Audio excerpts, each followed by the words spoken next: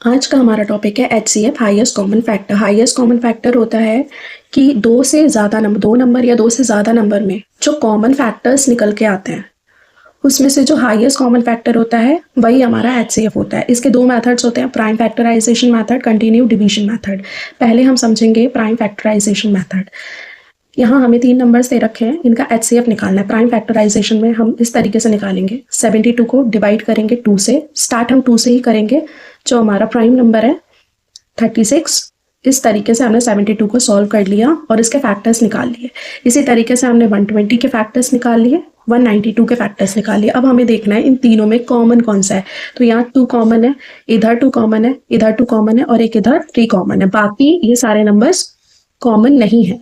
तो जितने भी कॉमन नंबर्स हैं हमने इस तरीके से मल्टीप्लाई करके हाईएस्ट कॉमन फैक्टर 24 निकाल लिया। नेक्स्ट है कंटिन्यू डिवीजन मेथड। यहाँ हमें 2 नंबर्स दे रखे हैं, इसका HCF निकालना है। कंटिन्यू डिवीजन मेथड थोड़ा सा डिफरेंट है।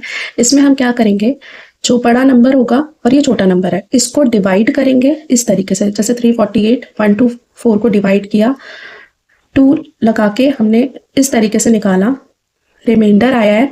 अब इस रिमाइंडर को हम डेसिमल वगैरह लगा के कुछ भी नहीं करेंगे। इस रिमाइंडर को इसको डिवाइड करेंगे उसके इनिशियल डिवाइजर से, यानी 348 से।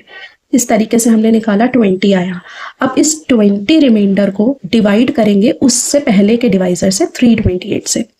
इस तरीके से निकल के आया, 8 आया। अब 8 को डिवाइड करेंगे उससे पहले वाले प्रीवियस डिवाइजर से, यानी 20, तो 4 आया। 4 को करेंगे 8 से। जब तक 0 नहीं हो जाता हमारा रिमाइंडर, हम इसी तरीके का प्रोसीजर फॉलो करते रहेंगे। और जब 0 होगा उस टाइम पे जो हमारा डिवाइजर होगा वो हमारा HCF होगा। यहाँ पे है 4, तो 4 हमारा डिवीजर हो गया।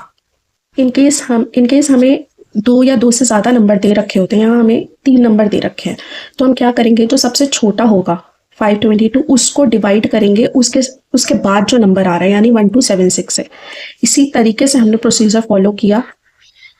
रिमाइंडर आया, उसको डिवाइड किया उससे पहले वाले डिवाइजर से, जब तक हमारा रिमाइंडर निल नहीं हो गया। अब जिस टाइम पे ये निल हुआ है तो हमारा ये यहाँ जो रिमाइंडर था जिसको हमने डिवाइड किया वो 58 था, यानी अगर ये थर्ड नंबर नहीं होता तो ये हमारा HCF होता।